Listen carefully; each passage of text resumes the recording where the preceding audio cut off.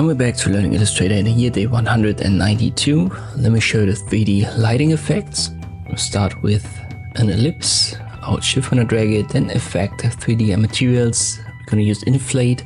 And this shadow right here is generated via the lightning options.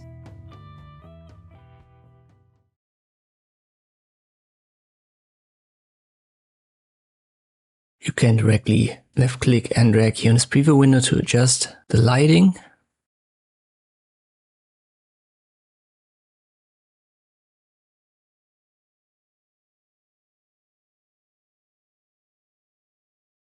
There are also a couple of presets right here for top left, right, diffuse and standard.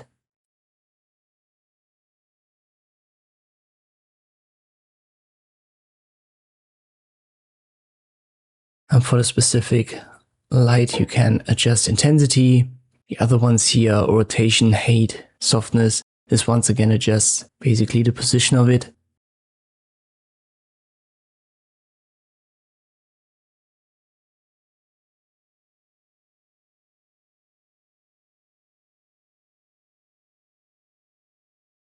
Ambient light makes a difference. So if you check and uncheck the box and then use its intensity, you can see how this kind of softens the light a little bit. And then we have a shadow option. If you can't see that, just open a drop down at the bottom right here.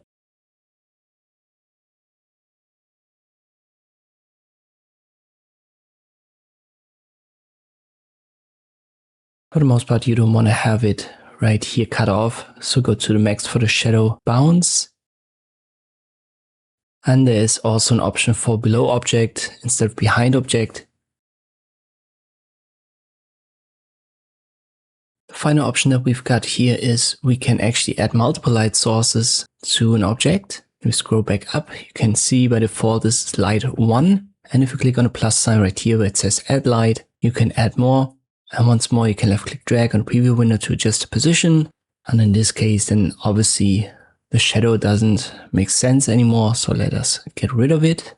And now you've got these adjustment options for all light sources that are created. Just cycle through them right here and then adjust it via the options below. And these are the 3D lighting effects in Illustrator.